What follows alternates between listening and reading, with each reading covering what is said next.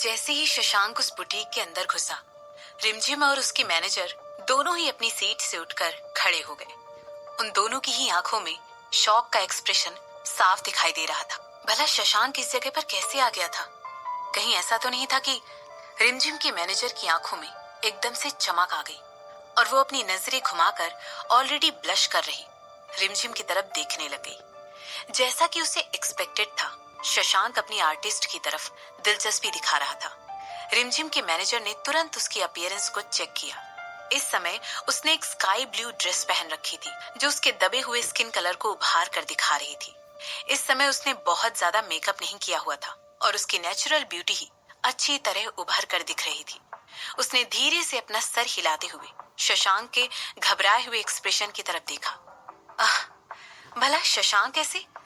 रिमझिम के मैनेजर ने अपने ख्यालों की ट्रेन को रोका और वो दोनों ही शशांक को अपने सामने से जाते हुए देखने लगी। इसके बाद उसने तुरंत अपना गला साफ करते हुए कहा, सर।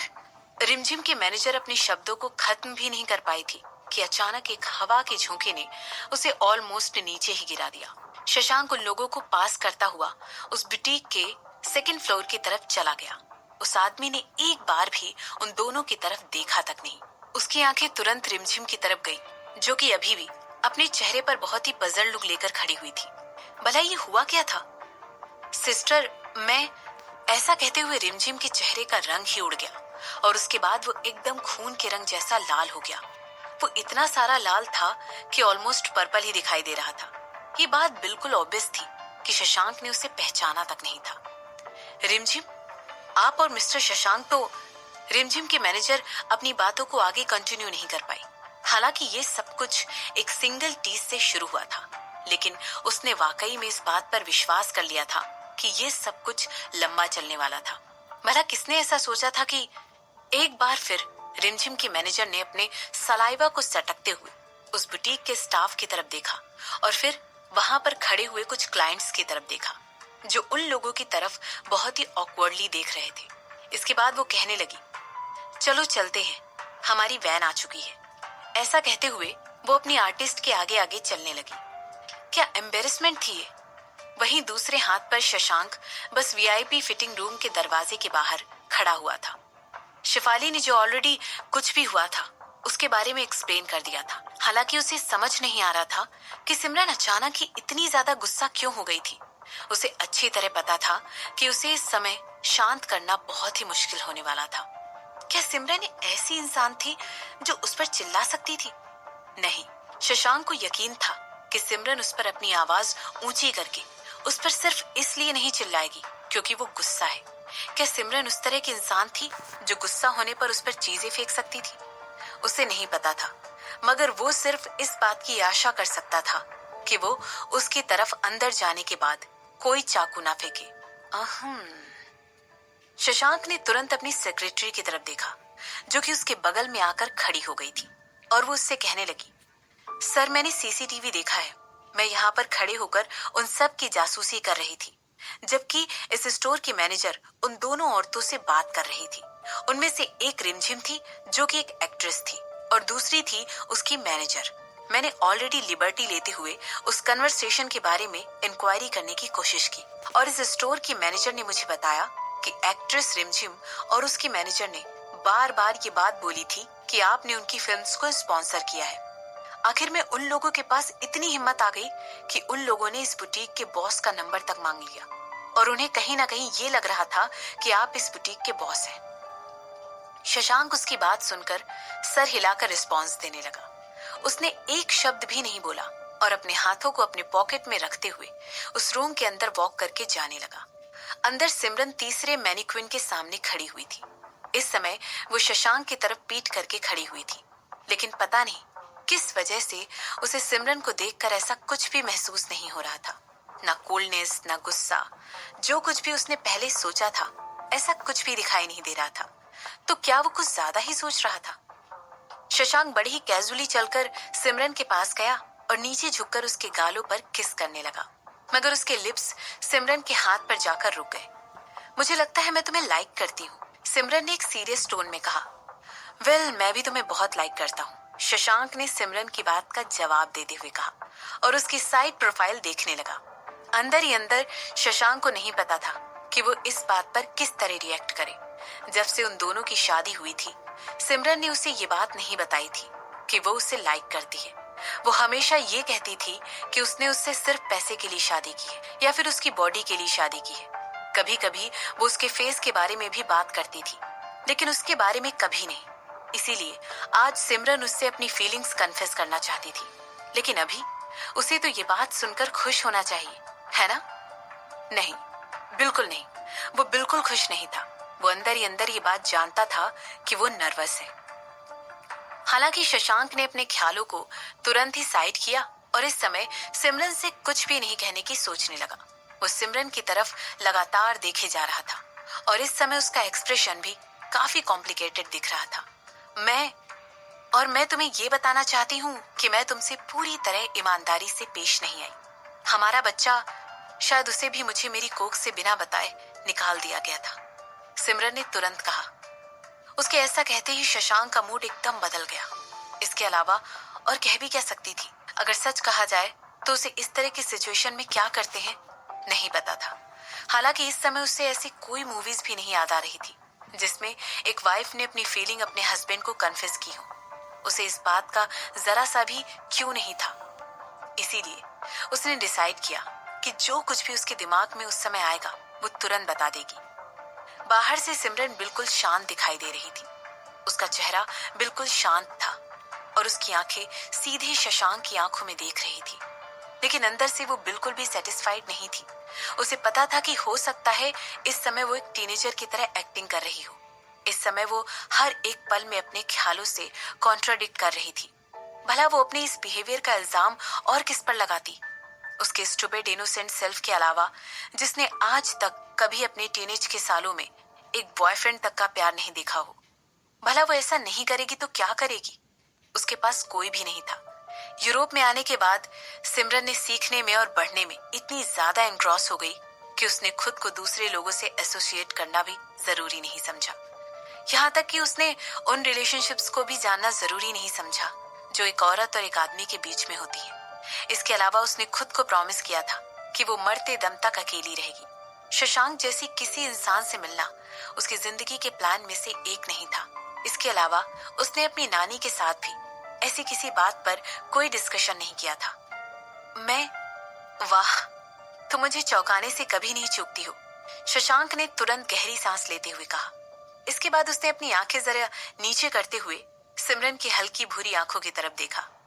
उसे सरप्राइज करते हुए इस समय उसका दिल इतनी तेजी से नहीं धड़क रहा था और वो आगे कहने लगा, मुझे लगता है अब मेरा भी टाइम आ गया है कि मैं तुम्हें बता दूं कि मैं भी इसी चीज के बारे में सोच रहा था और अपनी तरफ से मैं इस बारे में तुम्हें बिना बताए इन्वेस्टिगेशन भी करवा रहा था। मुझे पता है, सिमरन ने तुरंत उसे जवाब देते हुए कहा। इसके बाद वो आगे कहने लगी, तुम्हें क्या लगता है जब हमें पता चल जाएगा कि किसी ने जानबूझकर हमारे बच्चे को मारा है तो हम क्या करेंगे? तो हम उन्हें बर्बाद कर देंगे, शशांक ने तुरंत जवाब देते हुए कहा। सिमरन ने इस केस में अपना सर हिलाया और वो मन ही मन सोचने लगी, उन्हें बर्बाद कर देंगे? ये ख्याल उसके दिल को तसल्ली देने के लिए काफी था। जैसे ही शशांक ने देखा कि सिमरन अपने ही ख्यालों में खोई हुई है और एक टेक मैनिक्विन की तरफ देखे जा रही है, शशांक ने धीरे से उसे अपनी ओर खींच लिया और अपने हाथ उसकी कमर के अराउंड रैप कर दिए। इसके बाद उसने उसके फोरहेड पर किस किया और उसे जोर से हग करने लगा। चाहे शशांक इस सिचुएशन को कितना भी एनालाइज कर ले, लेकिन वो इस टाइप की कन्फेशन या कन्वर्सेशन को जो इस समय उनके बीच चल रहा था कभी भी जज नहीं कर सकता था। अगर सच कहा जाए तो सिमरन का ये ब्लंट और मधुरता से भरा हुआ मिक्सचर शशांक के लिए बहुत बड़ा सरप्राइज था। ऐसा नहीं था कि वो उसे पसंद नहीं करता था, बल्कि वो उसे पसंद कर रहा, बेहद पसंद कर रहा था। शशांक, सिमरन की धीमी सी आवाज उसके कानों तक पहुंची। तुम हाल फिलहाल में कई तरह की औरतों को अपनी ओर आकर्षित करने लगे हो। लगता है अब हाई टाइम है कि तुम्हें काम करना बंद कर देना चाहिए और घर पर रहना चाहिए ताकि कोई भी तुम्हारा हैंडसम फेस और ना देख पाए। नहीं, सिमरन ने तुरंत कहा।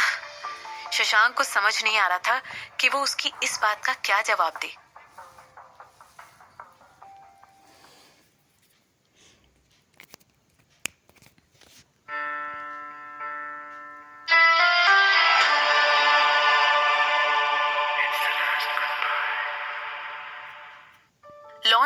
एक रात पहले शशांक ने सिमरन को फोर्स करके काम बंद करवाया और उसे जल्दी सोने पर मजबूर किया। भला वो इतने बड़े इवेंट की एक रात पहले तक इतना काम कैसे कर सकती थी? लेकिन सिमरन ने भी अपनी भरपूर कोशिश की कि वो शशांक के साथ इस बारे में बहस करे, लेकिन अंत में उसका हस्बैंड जीत गया। शशांक खींचकर सिमरन को बेड तक लेकर गया और उसे इतना थका दिया कि वो अपनी आंखें तक नहीं खोल पा रही थी। सर, आई एम सॉरी, मैं आपको इस समय डिस्टर्ब कर रही हूँ, मगर मुझे लगता है आपको इस न्यूज को जल्द से जल्द जरूर सुनना चाहिए, शशांक की सेक्रेटरी ने कहा। शशांक इस समय अपनी ऑफिस की चेयर पर बैठा हुआ था और अपने लेफ्ट पर लगी हुई वॉल क्लॉक की तरफ देख रहा था। इस समय रात के 11:30 बज रहे थे। जरूर उसकी सेक्रेटरी ने कुछ बहुत इंपॉर्टेंट बात पता लगाई थी, इसीलिए उसने उसे रात को इस समय पर उसकी नींद डिस्टर्ब करने के लिए यहाँ बुलाया था। शशांक ने कहा, बोलो, मुझे शिफाली की फैमिली के बारे में कुछ पता चला है। ऐसा कहते हुए रूपाली ने तुरंत शशांक को एक मोटा सा फोल्डर पकड़ा दिया और उसके बाद आगे कहने लगी, मैं सबसे पहले इस फैमिली के सबसे बड़े आदमी के बारे में बात करना चाहती हूँ। वो बूढ़े आदमी एक रिटायर्ड जनरल है। उनकी वाइफ को मरे हुए 10 से भी ज्यादा साल हो चुके हैं और उन्होंने कभी भी किसी और औरत के क्लोज जाने की बात तो दूर, दोबारा शादी करने की भी कभी कोशिश नहीं की। वो एक बहुत ही अच्छे आदमी है। वो हमेशा सच का साथ देते हैं और बहुत ही स्ट्रिक्ट है। उनके बड़े बेटे लेफ्टिनेंट कर्नल हैं। उनकी शादी को 20 साल गुजर चुके हैं। उनकी शादी एक ऐसी औरत से हुई है जो कि एक नर्स है, जिनसे वो मिलिट्री में काम करते वक्त मिले थे। अपनी शादी के बाद उन्होंने नर्स का काम छोड़कर घर पर रहना प्रेफर किया और उन्होंने एक बेटी को जन्म दिया जो इस समय अपनी यंग एज के बावजूद एक कैप्टन है। शशांक अभी भी फाइल्स को देखने के बजाय वॉल क्लॉक की तरफ ही घूरे जा रहा था और वहीं रूपाली अपनी बात आगे कंटिन्यू करने लगी। उनका दूसरा बेटा भी एक सीधा साधा आदमी है जिसने अपने फादर के ही स्ट्रिक्ट बिहेवियर को अडॉप्ट किया है। उसकी वाइफ उनकी सबसे छोटी बेटी को जन्म देते वक्त ही मर गई थी। उनकी सबसे छोटी बेटी इस समय एक पेंटर है। उन्होंने भी कभी दोबारा शादी नहीं की और अपने बेटे और बेटी को अकेले ही पाल पोस कर बड़ा किया है। उनके सबसे बड़े बेटे मिलिट्री में है। हालांकि वो बाकी ओल्डर जनरेशन की तरह नहीं है। दरअसल वो दूसरी औरतों के साथ संबंध रखना और सोना बहुत पसंद करते हैं। और क्या? शशांक ने पूछा। और उनकी एक on end of relationship miss Kanika के साथ भी चल रही है, रूपाली ने जवाब देते हुए कहा। आगे कंटिन्यू करो, शशांक ने उससे कहा। दोनों एक टैपिंग सीक्वेंस के दौरान मिले थे जिसमें मिलिट्री असिस्टेंट की जरूरत थी और फिर वो एक दूसरे से बहुत ज्यादा मिलने लगे। दरअसल वो आदमी ही मिस कनिका के पीछे ज्यादातर घूमता रहता था और हमारे सोर्सेज का मानना है कि उसे एक लंबी और सच्ची रिलेशनशिप चाहिए थी, मगर मिस कनिका ने इसके लिए मना कर दिया। रूपाली ने अपनी बात को आगे बढ़ाते हुए कहा। शशांक ने इस बात के ऊपर हाँ में सिर हिलाया और अपनी सेक्रेटरी को आगे कंटिन्यू करने के लिए कहा। जो चीज मुझे आपको दिखानी थी वो थी एक पुराने डीएनए की टेस्ट रिजल्ट कॉपी। ये हमारे आदमियों के हाथ अभी अभी लगी है। ये दिखाती है कि मिस शिफाली अपने दादाजी के सबसे बड़े बेटे की बायोलॉजिकल बेटी है। ऐसा कहने के बाद रूपाली ने जानबूझकर एक पॉज लिया और फिर आगे कहने लगी।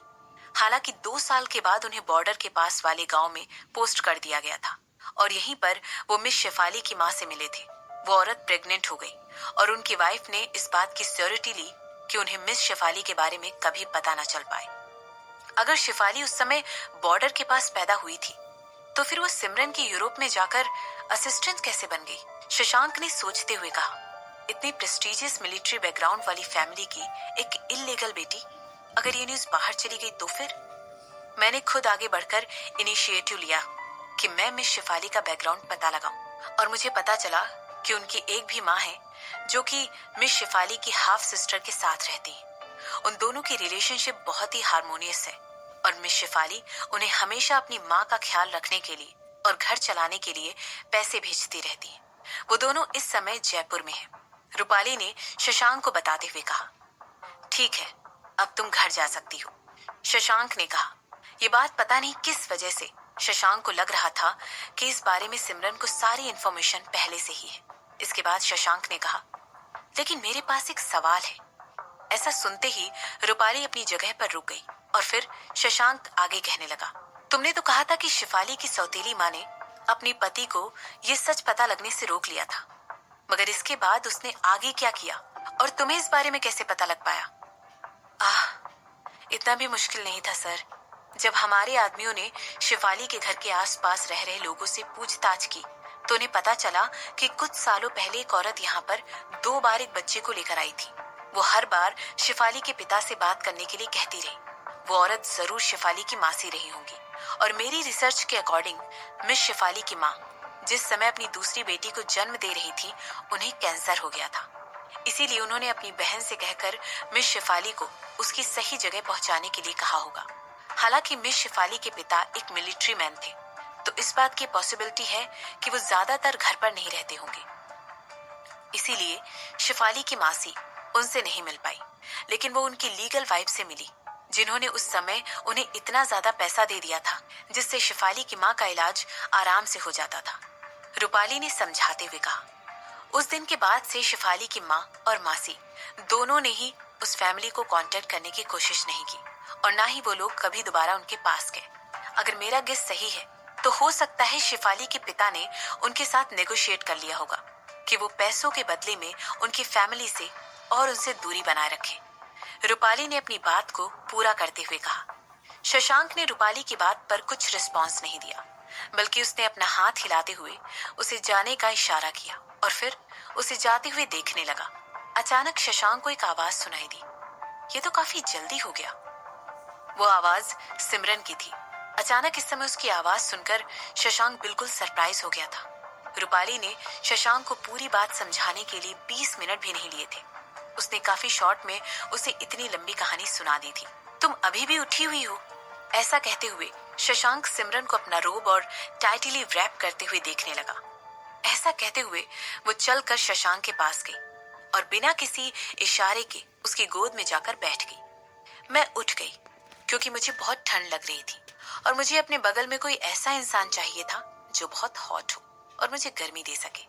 सिमरन ने शशांक की बात का जवाब देते हुए अपनी आधी खुली आंखों से शशांक के हैंडसम फेस को घूरते हुए कहा। इसके बाद वो आगे कहने लगी, तो तुम लोग किस बारे में बात कर रहे थे? जो कुछ भी उसने कहा, क्या तुमने कुछ भी नहीं सुना? शशांक ने सिमरन से पूछते हुए उसे अपनी बाहों में कस कर पकड़ते हुए कहा। मैं किसी की जासूसी नहीं करती हूँ, ओके? सिमरन ने तुरंत कहा। हाँ हाँ बिल्कुल, मुझे तुम पर पूरा विश्वास है। शशांक ने तुरंत ठहाका मारकर हंसते हुए कहा। इसके बाद वो आगे कहने लगा। ये शिफाली की फैमिली के बारे में था। क्या तुम शिफाली और उसकी फैमिली के बारे में सब कुछ जानती हो? इसके रिस्पॉन्स में सिमरन उसकी तरफ घूर कर देखने लगी और सर हिलाते हुए कहने लगी, हाँ मैं सब कुछ जानती हूँ। क्या उसे इस बारे में पता है? शशांक ने पूछा। हाँ उसे पता है, सिमरन ने जवाब देते हुए कहा। क्या तुम्हारे पास कुछ प्लान्स हैं या फिर? शशांक ने पूछा। अगर सिमरन शिफाली की फैमिली के बारे में कुछ करना चाहती थी तो वो खुशी खुशी अपने कदम पीछे हटा लेता और उसे पीछे से अपना सपोर्ट देता। मैं तुम्हें पहले भी बता चुकी हूँ, उनमें मेरा कोई इंटरेस्ट नहीं है। यहाँ तक कि शिफाली को भी उन लोगों की कोई चिंता नहीं है। ऐसा कहते हुए सिमरन ने अपना सर शशांक की गर्दन पर रखते हुए कहा। इसके बाद वो आगे कहने लगी, तुम उन लोगों के बारे में सोचना छोड़कर इस पॉसिबिलिटी के बारे में क्यों नहीं सोचते हो कि हो सकता है इस रोब के अंदर मैंने कुछ भी ना पहना हुआ हो? हमेशा की तरह नॉटी हो तुम, शशांक ने हंसते हुए कहा। इसके बाद वो जोर से अपने लिप्स सिमरन के कानों पर रखते हुए कहने लगा, चलो चलकर सो दे, कल तुम्हारे लिए बहुत लंबा दिन होने वाला है। ऐसा कहते हुए शशांक अपनी सीट से उठा और सिमरन को गोद में उठाकर रूम की तरफ बढ़ने लगा। कमजोर, सिमरन ने अपनी आंखें घुमाते हुए शशांक से कहा।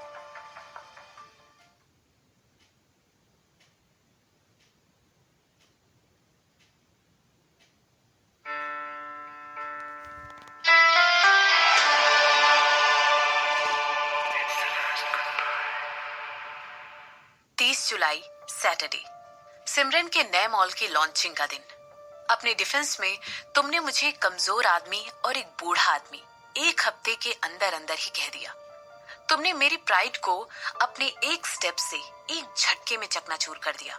क्या मैं तुम्हें ये सब बार बार करने दूंगा? और वो भी पहले मेरे कॉन्फिडेंस को बिल्डअप करने की कोशिश किए बिना। एक हेल्दी मैन के तौर पर मुझे भी अपने आप को ये एश्योरेंस देना पड़ता है कि मैं अपनी वाइफ की जरूरतों को, बल्कि उसकी क्रेविंग्स को पूरा करने के लिए बहुत कुछ कर रहा हूँ। ऐसा कहते हुए शशांक ने आंख मारते हुए सिमरन के फ्राउन करते हुए चेहरे की तरफ देखा, सिमरन अपनी आंखें छोटी करके शशांक की तरफ ही देख रही थी और फिर वो कहने लगी, तुम्हें क्या लगता है कि तुम्हारी ये सब बातें तुम्हें डिफेंड करने के लिए काफी हैं? तुम जानवर कहेंगे। अय्या, मुझे बार बार यूं चैलेंज करना और फिर ये कंप्लेन करना कि मैं उससे पूरा नहीं कर पा रहा हूँ, भला ये कौन सा लॉजिक हुआ? शशांक ने सिमरन के रिस्पॉन्स में कहा और उसकी बातों के बदले सिमरन ने उसकी तरफ एक बड़ा सा तकिया फेंका जो सीधा जाकर शशांक के मुंह पर लगने वाला था कि शशांक ने हंसते हुए उस तकिए को अवॉइड कर दिया। तुमने मुझसे कहा था कि पिछली रात हम लोग सोने वाले हैं, सिमरन ने शशांक से कहा। तुमने मुझे कमजोर कहा था, शशांक ने हंसते हुए सिमरन की बात का रिस्पॉन्स दिया। अपने आप को इस तरह डिफेंड करना बंद करो, सिमरन ने गुस्सा करते हुए कहा। इसके बाद वो आगे कहने लगी, जाओ और जाकर बॉडी पेन की कुछ मेडिसिन लेकर आओ। अपनी जगह से बिना उठे शशांक ने सिमरन को कुछ मेडिसिन हाथ में दी। इसके बाद वो आगे कहने लगा, पहले अपना ब्रेकफास्ट करो और उसके बाद इसे पी लेना। ऐसा कहते हुए शशांक ने बेड ट्रे की तरफ अपनी आंख से इशारा किया। वो बेड ट्रे सिमरन के सामने ही रखी हुई थी। मुझे इस तरह खाने से रिश्वत देना, तुम्हें क्या लगा मैं इतनी आसानी से मान जाऊंगी मिस्टर शशांक? सिमरन ने अपनी आंखें छोटी करते हुए कहा और इसके बाद वो अपने सामने रखा हुआ दलिया खाने लगी। सिमरन इस समय कुछ ज्यादा ही गुस्से में थी। पिछली रात शशांक ने उसे इतना थका दिया था कि वो सो गई थी और अभी भी सिमरन को अपने पैर हिलते हुए महसूस हो रहे थे। कितना बुरा था ना ये। हालांकि वो इस बात से मुकरना नहीं चाहती थी कि उसे भी वो सब कुछ बहुत अच्छा लगा था, लेकिन फिर भी वो इस बात के लिए जिद पर अड़ी हुई थी और अपनी थकी हुई बॉडी के लिए बार बार शशांक को जिम्मेदार ठहरा रही थी। भला वो आज के दिन पार्टी में स्टीलोटोस पहनकर कैसे वॉक करती? क्या इसका टेस्ट अच्छा है? शशांक ने सिमरन से पूछा, जो कि अभी भी बिना कुछ कहे वो दलिया चुपचाप वहां बैठकर खा रही थी। इसके बाद वो आगे कहने लगा, अभी तो दिन की शुरुआत हुई है और तुम ऑलरेडी इतना ज्यादा गुस्से में हो। कैसा रहेगा अगर मैं तुम्हें एक मसाज दे दूं तो? तुम कितने ज्यादा खाली हो ना मिस्टर शशांक, क्या तुम्हारे पास खुद की कंपनी नहीं है चलाने के लिए? सिमरन ने शशांक से पूछा। आज सैटरडे है और मैं एक वीकेंड हॉलीडे पर हूँ और बाद में मैं तुम्हें एस्कॉर्ट करके तुम्हारी पार्टी तक भी ले जाने वाला हूँ। शशांक ने तुरंत सिमरन की बात का जवाब दिया। ओह, सिमरन ने सर हिलाया। इसके बाद वो आगे कहने लगी, मगर तुम तो इस तरह के इवेंट में जाना पसंद नहीं करते हो, है ना? मेरा मतलब है, मैंने कभी नहीं सुना है कि तुमने इस तरह के लॉन्च इवेंट अटेंड किए हैं। तुम मेरी वाइफ हो और मैं वो हर इवेंट अटेंड करूंगा जिसे तुम अटेंड करती हो। शशांक ने तुरंत सिमरन की बात का जवाब देते हुए कहा। ठीक है, बिल्कुल सही कहा तुमने। और खैर ये अच्छा भी है, जो औरतें तुम्हें पाने की चाहत रखती हैं उन्हें आज पता चल ही जाएगा कि तुम पर सिर्फ और सिर्फ मेरा हक है। सिमरन ने शशांक पर अपना हक जताते हुए कहा। जिस तरह से वो ये बात कह रही थी, ऐसा लग रहा था मानो शशांक को खरीद चुकी हो। तुम्हारे कहने से तो बस ऐसा ही लग रहा है जैसे कि मैं कोई औरत हूँ। मैं एक कोल्ड हार्टेड पॉजिटिव सीईओ हूँ। ऐसा कहते हुए सिमरन ने धीरे से अपना सर शशांक की तरफ घुमाया और इसके बाद सुस्ताते हुए आगे कहने लगी, और बेशक मैं तुम्हें खरीद चुकी हूँ। अब जब मैं इस बारे में सोचता हूँ, शशांक ने हंसते हुए अपने चिन पर हाथ रखा और कहने लगा, तुम बिल्कुल सही कह रही हो। जैसे ही सिमरन ने शशांक का सिली एक्सप्रेशन देखा, वो खुद को हंसने से रोक नहीं पाई। उसे अपनी फीलिंग बताने के बाद सिमरन ने एक्सपेक्ट किया था कि उन दोनों के बीच एक ऑकवर्डनेस आ जाएगी, लेकिन उसके ख्यालों को और एक्सपेक्टेशन को कॉन्ट्रडिक्ट करते हुए उसे ऐसा लग रहा था मानो वो लोग और ज्यादा क्लोज आ गए हों। हो सकता है शायद ये सब कुछ सिमरन की ऑनेस्टी की वजह से हुआ हो, या फिर हो सकता है उन दोनों ने एक दूसरे के प्रति अपना जो सच्चा रूप है वो दिखाया। इस वजह से वो दोनों इतने क्लोज आ गए थे। उसे नहीं पता था और इस समय उसे इस बारे में डिस्कस करना भी कुछ ज्यादा ही कॉम्प्लिकेटेड लग रहा था। उसे इस समय बहुत अच्छा लग रहा था और उसे ये पता भी था कि शशांक को भी इस समय बहुत अच्छा लग रहा है और इस बात के लिए वो बहुत ज्यादा शुक्रगुजार थी। आज के लॉन्च पार्टी का इवेंट 4 घंटे तक चलने वाला इवेंट था, जो कि शाम के 6 बजे स्टार्ट होने वाला था। इस इवेंट को उदयपुर के बेहतरीन होटलों में से एक होटल में अरेंज करवाया गया था और क्योंकि ये होटल शशांक के घर के पास नहीं था, सिमरन ने डिसाइड किया कि वो अपना मेकअप होटल में ही करवा लेगी। सिमरन ने पहले ही डिसाइड किया था कि वो दोपहर में ही शिफाली के साथ उस होटल में पहुंच जाएगी। ये ऑलरेडी उसके स्केड्यूल में था। हालांकि क्योंकि सिमरन देर से उठी थी, इसीलिए उसने शेफाली से कहा कि वो उसके बिना ही होटल चली जाए और सारी तैयारियां करके रखे और वो बाद में शशांक के साथ वहां पर आएगी, क्योंकि शशांक उसे इवेंट तक एस्कॉर्ट करने के लिए तैयार था। होटल तक की ट्रिप इतनी ज्यादा लंबी नहीं थी, इसीलिए शशांक ने डिसाइड किया कि वो सिमरन को ड्राइव करके उस होटल तक ले जाएगा और दिलीप, रूपाली और शेफाली को ड्राइव करके होटल तक पहुंचाएगा। तुम हाल फिलहाल में शेफाली और रूपाली को कुछ ज्यादा ही पास लाने की कोशिश कर रहे हो। ऐसा कहते हुए सिमरन ने अपनी कार की विंडो से बाहर देखा। तुम कितना ज्यादा ऑब्जर्व करती हो ना, शशांक ने मुस्कुराते हुए कहा। उसकी आंखें अभी भी इस समय रोड पर थी, मगर रूपाली शेफाली से बहुत ज्यादा डरती है। भला वो दोनों एक दूसरे के इतने करीब कैसे हो सकते हैं, जबकि उन दोनों ने अभी तक आपस में बात करना भी शुरू नहीं किया है। शशांक को ये बात पहले से पता थी कि रूपाली को लड़कियों में ज्यादा दिलचस्पी है और वो एक बाइसेक्सुअल है, इसीलिए वो उसे शेफाली की तरफ धकेलने की कोशिश कर रहा था। तुम रूपाली को कुछ ज्यादा ही अंडरएस्टिमेट नहीं कर रही हो? तुम बस देखो कि वो दोनों कैसे धीरे धीरे एक दूसरे के साथ जल्द ही आ जाएंगे, शशांक ने सिमरन को समझाते हुए कहा। ऐसा लग रहा है यहाँ पर तुम क्यूपिड का रोल प्ले कर रहे हो। सिमरन ने शशांक की तरफ अपना सर घुमाते हुए उसे देखते हुए कहा। इसके बाद वो आगे कहने लगी, तुम और लोगों की लव लाइफ के बारे में सोचना छोड़कर उस प्रपोजिशन के बारे में क्यों नहीं सोचते हो और उसका जवाब क्यों नहीं देते हो? तुम्हें उस बारे में क्या लगता है? अपना बिस्तर गर्म करने के लिए मैं तुम्हें अभी भी पेमेंट कर सकती हूँ। ऐसा कहते हुए सिमरन के चेहरे पर एक टेढ़ी मुस्कान थी और वो अपनी आईब्रो उठाकर शशांक की तरफ देख रही थी। इसके रिस्पॉन्स में शशांक ने एक जोर का ठहाका लगाया और इससे पहले कि वो अपना मुंह खोलकर कुछ बोल पाता, सिमरन का फोन बज उठा। जैसे ही सिमरन ने देखा कि एक अननोन नंबर से कॉल आ रहा है, उसकी आईब्रोज उठ गई और वो कॉल उठाने से पहले थोड़ा सा परेशान होने लगी। हाँ, बोल रही हूँ। सिमरन के माथे की सिकुड़न और ज्यादा बढ़ती जा रही थी और उसे इस तरह देखकर शशांक अपनी गाड़ी को स्लो डाउन करके उसकी तरफ देखने पर मजबूर हो गया। क्या? कौन सा हॉस्पिटल? ऐसा कहते हुए सिमरन के चेहरे का रंग उड़ गया। ठीक है, मुझे 15 मिनट दीजिए। ऐसा कहते हुए सिमरन ने कॉल एंड कर दी और शशांक की तरफ देखने लगी। इसके बाद वो कहने लगी, शेफाली और बाकी सब लोगों का एक्सीडेंट हो गया है, हमें तुरंत ही सिटी हॉस्पिटल जाना पड़ेगा। शशांक ने सिमरन की बात सुनकर अपने मुंह से एक भी शब्द नहीं निकाला और तुरंत अपना पैर एक्सीलेटर पर रखता हुआ गाड़ी की स्पीड बढ़ाने लगा। गाड़ी के अंदर एक कोल्ड एटमॉस्फेयर बन गया था और शशांक ने तुरंत सिमरन का हाथ पकड़ते हुए उसे अपनी तरफ खींच लिया। इस समय में उसके एक्सप्रेशन सिमरन को ये बताने के लिए काफी थे कि वो क्या सोच रहा था। अगर वो सिमरन को अपने साथ ले जाने के लिए जिद नहीं करता तो इस समय उस कार में सिमरन होती। हालांकि शशांक अभी भी खुश नहीं था, लेकिन जैसे ही वो अपनी गिरफ्त सिमरन के हाथों पर टाइट करने लगा, उसके चेहरे पर और उसकी आंखों में वो रिलीफ साफ दिखाई दे रहा था कि उस कार में सिमरन नहीं थी। कुछ मिनटों बाद शशांक का फोन भी वाइब्रेट होने लगा, लेकिन क्योंकि शशांक इस समय ड्राइव कर रहा था, वो सिमरन थी जिसने उस कॉल का आंसर किया, जैसा कि उन दोनों को एक्सपेक्टेड था। वो कॉल हॉस्पिटल से था, जिसमें उन्हें इन्फॉर्म किया जा रहा था कि शेफाली और बाकी लोगों का एक्सीडेंट हो गया है। शशांक और सिमरन दोनों के चेहरे के एक्सप्रेशन बहुत ही ज्यादा सीरियस हो गए थे और दोनों ही चुपचाप बैठे हुए थे। जो इन्फॉर्मेशन इस समय उनको दी गई थी, उसके हिसाब से एक ज्यादा शराब पिए हुए ट्रक ड्राइवर ने उस कार को टक्कर मार दी थी, जिसमें शेफाली और रूपाली दोनों ट्रेवल कर रहे थे। ये एक्सीडेंट था और उनके ड्राइवर दिलीप को भी कुछ चोटें आई, मगर सोचने वाली बात तो ये थी कि दिन के इस समय एक शराब पिया हुआ ड्राइवर भला रोड पर कहां से आ गया। शशांक और सिमरन दोनों एक दूसरे की तरफ देखने लगे। इस समय उन दोनों की आंखों में एक दूसरे के लिए अंडरस्टैंडिंग साफ दिखाई दे रही थी। इसके बाद अचानक से शशांक ने अपनी नजरें रोड पर की। दोनों ही दुनिया के इन तरीकों से भली भांति वाकिफ थे और दोनों ही काफी एक्सपोज्ड भी थे और वो यहाँ तक इस दुनिया को समझने लगे थे कि अब उन्हें कोइंसिडेंस में विश्वास नहीं रहा था। तो क्या ये वाकई में एक्सीडेंट था?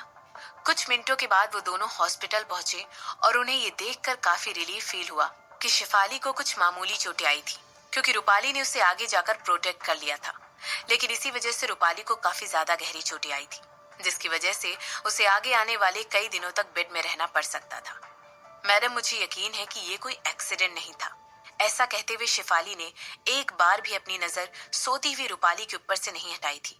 इसके बाद उसने अपने दांत पीसते हुए सिमरन की तरफ घूर कर देखते हुए कहा, मैं बिल्कुल पॉजिटिव हूँ कि कोई चाहता ही था कि ये एक्सीडेंट हो।